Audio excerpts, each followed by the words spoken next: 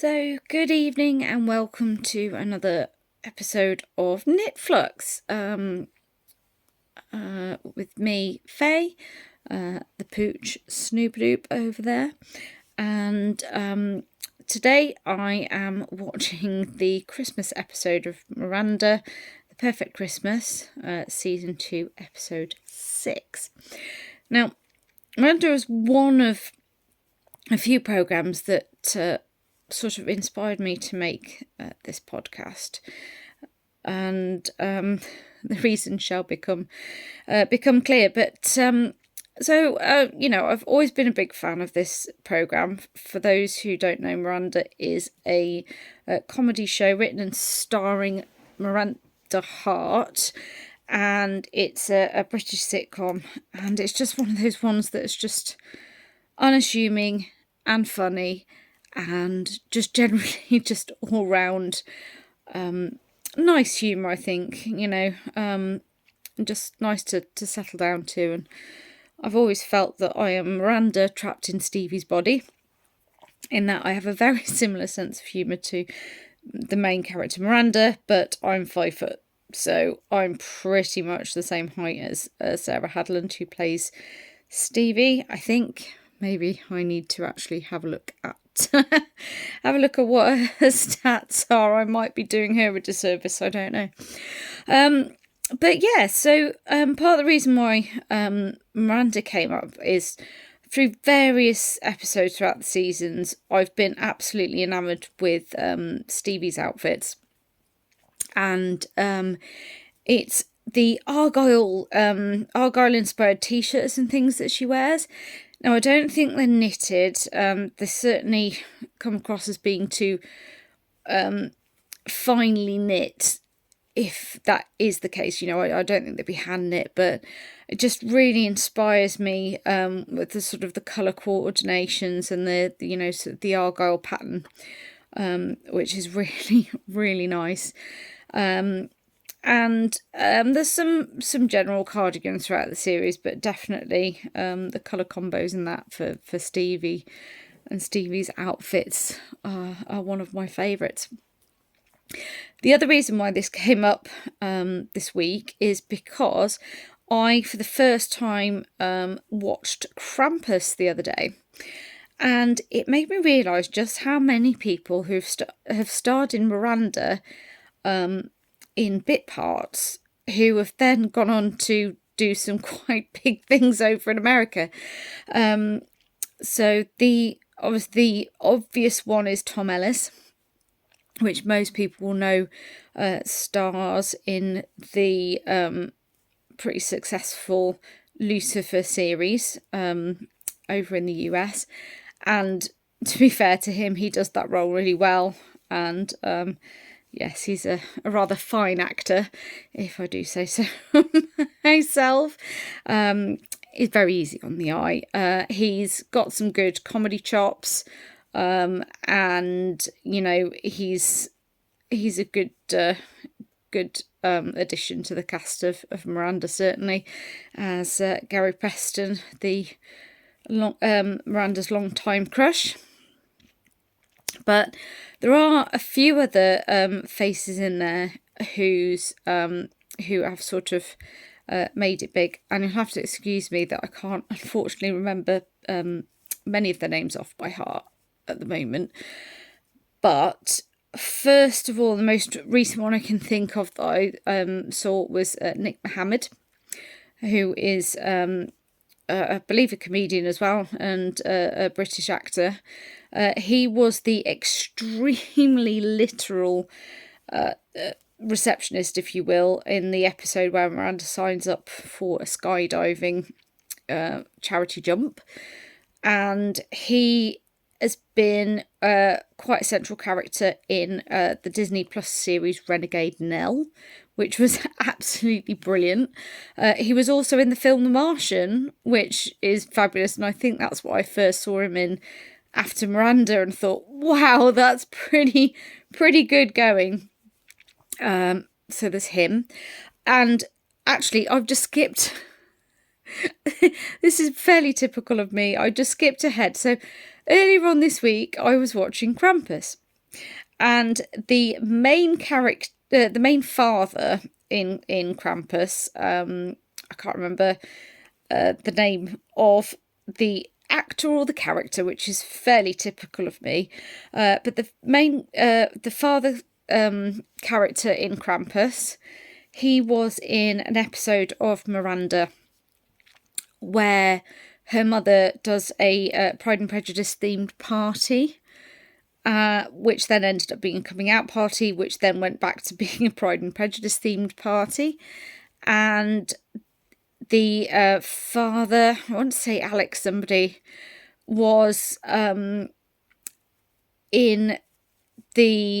he was the one who Miranda's mother wanted to introduce her to, Edmund Dettori, who ended up having a very high-pitched voice, causing Miranda to decide to leave the party. That always makes me laugh. He's done quite a lot of things, I think, in theatre, as I'm pretty sure that I've seen that actor do Death of a Salesman in Stratford many moons ago, before COVID. So it was good to see him. I think he's been in a few other bits and pieces as well, which is good, but I'm testing a phone stand at the moment, so I can't look at my phone to see what he's been in, and I don't have my tablet to hand. The other person I was thinking of is, I can't remember what his first name is, but his surname is Landers. And he replaces Gary as the chef in the restaurant next door. And I always thought he sounded a bit like a Brit doing an American accent. But having looked at IMDb, he's actually from America. I think he's from the Bronx. And which I thought was quite funny. And I've seen him in a few things. He's been in an episode of CSI. Actually, I think a couple of episodes of CSI. He was sort of dating Finley for a while in some of the latter series of the, I think it's Los Angeles, the original CSI series. And then, of course, we have John Finnemore. I'm not sure how well known he is outside of the UK, but John Finnemore is an extremely funny writer. He's come out with some great things. My favourite being Cabin Pressure. And that is the reason why this little girl here, my very sleepy co-host of Knitflux, is called Snoopadoop, because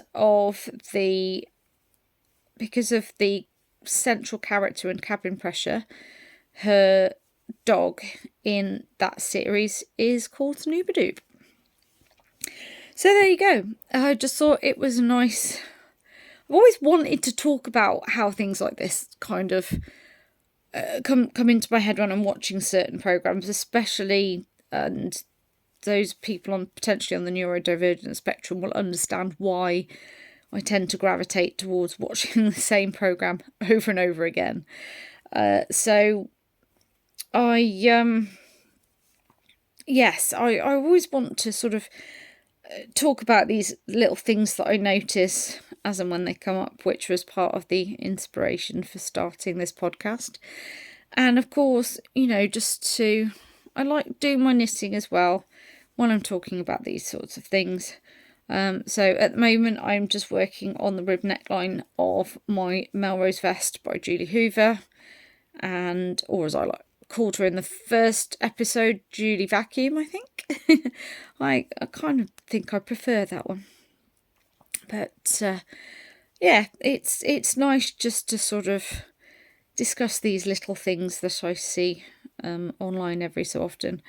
And just before I sign off, I just wanted to say, who else was absolutely in love with the knits in Krampus? I mean, the Gran, who, let's face it, in and of herself, she's a little bit sinister. Mind you, the whole film Krampus was quite sinister.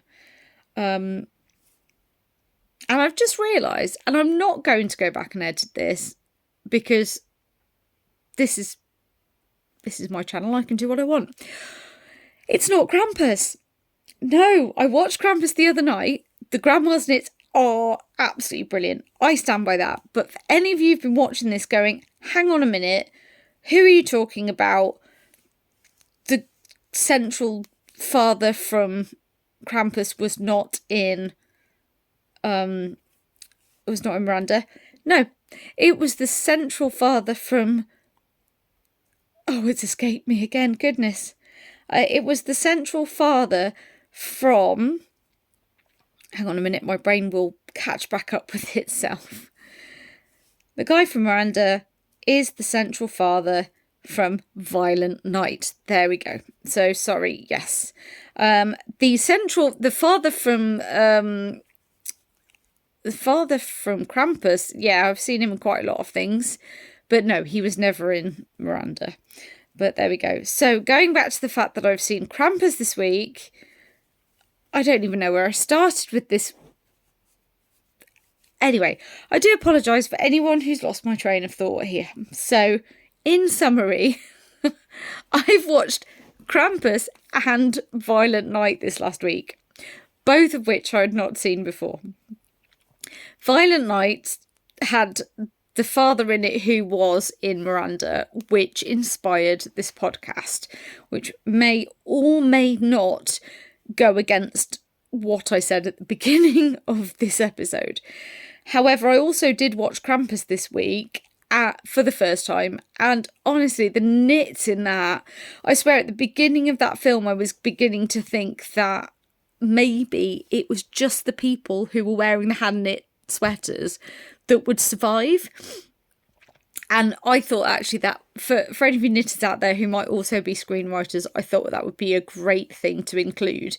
And basically, if anyone's a screenwriter out there and you're doing a sort of an old school family-centred horror, let's say, not family horror, family-centred type horror, let's do it. So basically, you can tell who's going to survive the film by the fact that those characters are wearing hand knits, because they deserve to survive the film, in my honest opinion, if they are wearing gorgeous hand knits like the grandma from Krampus. And actually, there were a few really nice ones. I think Toni Collette, who played the mother in Krampus, she had a really nice hand knit looking cardigan as well, which was absolutely lovely. So, highly recommend if you want some inspiration for hand knits. To look into that. Also, there are some really good patterns on Ravelry, sort of Halloween type ones, I think they're touted as, which have the medic, the sort of the bird skull motif on the jumper. So obviously, if you want something sort of Krampus adjacent in terms of that sort of mythic horror type genre, as well as not necessarily outwardly Christmas, but there's some really good things in there to take some inspiration from. So yes, I have no idea exactly whether I started this with the right film in mind, but you know what? This is my filmmaking. And besides, I'm not sure who's here for me to be rambling to at this particular point in time. But yeah, I just wanted to let you know sort of what little gems that you might find watching films in the US in terms of British or lesser known actors and actresses. And also, yeah, how good a springboard Miranda seemed to be for people now getting other work over in the US in bigger films, which is great. And now I am going to, bear with, I am going to settle back down and continue to watch The Perfect Christmas with Miranda. And the chances are I won't be putting up another post until after Christmas. These are going to be very much as and when I feel like chatting about things that, spring to mind. I will be brutally honest, as my Instagram title, FADHD Crafts, might suggest, is yes, I do have ADHD. So at this moment, I don't want to sort of push myself into exploring anything like a specific format or getting specific equipment or spending sort of time learning how to edit specifically until I am sure that I am going to continue to actually produce the videos on the regular basis. And so at the moment, this is just going to continue ad hoc knit and chat about, various things I've seen on TV, inspiration on TV and film, and just some little nuggets of, the 6 degrees of separation type stuff that I come across in terms of, things I see on TV. So with that being said, if you have stuck with my ramblings to the point where at the very least you've figured out that I discovered my mistake on my films earlier on and rectified it, then it just leaves me to say have a wonderful holiday period, whether you're celebrating Christmas or just, celebrating and spending time with friends and family, or just spending time by yourself, making the most of a break from work if you get it. I hope you do have a wonderful time, and I shall be back at some point in the Betwixtmas or in the new year. So take care and have a great evening.